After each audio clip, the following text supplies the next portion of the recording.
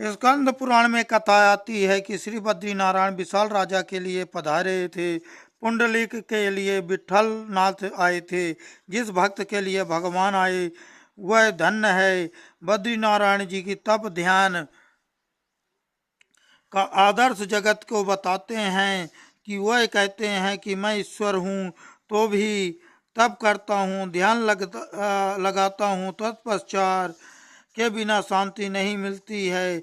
जीव कठिन तपश्चर्या नहीं कर सकता है। अतः श्रीमद् भागवत आदर्श बताते हैं कि बालक जब दवाई नहीं खाता तो माता स्वयं उसे खाकर दिखाती है।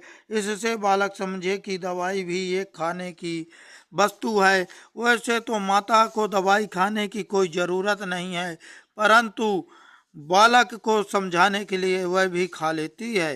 श्री बद्रीनारायण के मंदिर में श्री लक्ष्मी जी की मूर्ति मंदिर के बाहर है। स्त्री और बालक का संग तत्पश्चर्या में विघ्न रूप है। इसमें स्त्री की कुछ निंदा नहीं है, परंतु काम का निंदा है। किसी को पत्नी और बालकों का त्याग नहीं करना है, इसलिए कहना पड़ता है कि पत्नी बच्चों के साथ रहकर घर में ही भगवान का पुरी में भजन करो। इसी तरह तपस्विनी स्त्री के लिए भी पुरुष का संग त्याज्य है। विशाल पुरी में जहाँ सनत कुमार विराजते थे, वहाँ एक दिन नारद जी घूमते हुए आ गए। वहाँ सनकादिक ऋषियों के साथ नारद जी का मिलन हुआ। नारद जी का मुख उदास देखकर सनकादिक ने उनसे उदासीनता का कारण पूछा कि आप चिंता में क्यों हैं? कुतश्चिंतरो, आप हरिदास हैं, श्री कृष्ण का दास कभी होवे नहीं उदास। वैष्णव तो सदा प्रसन्न रहता है, जो चिंता ना करे वही तो वैष्णव है।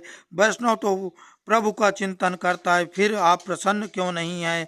नारद जी ने कहा कि मेरा देश दुखी है, सत्य तप दया दान रहे नहीं। मनुष्य बोलता है कि कुछ और उसके मन में कुछ और ही होता है और करता भी कुछ और ही है।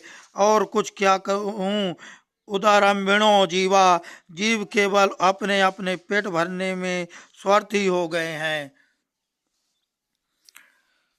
समाज में किसी को भी सुख शांति रही नहीं। मैंने अनेकों स्थानों का परिभ्रमण किया और फिर भी मुझे शांति नहीं मिली। आज सारा देश दुखी ही क्यों हो रहा है? नारद जी ने इसके लिए कारण बताए कि धर्म और ईश्वर में जब तक आस्थावान नहीं बने तब तक देश सुखी नहीं हो सकता है। जिसके जीवन में धर्म का स्थान प्रधान नहीं है उसे जीवन में कभी शांति नहीं मिल सकती है। धर्म और ईश्वर को भूलने वाला मानव कभी सुखी नहीं होता। जगत में अब धर्म ही कहाँ है?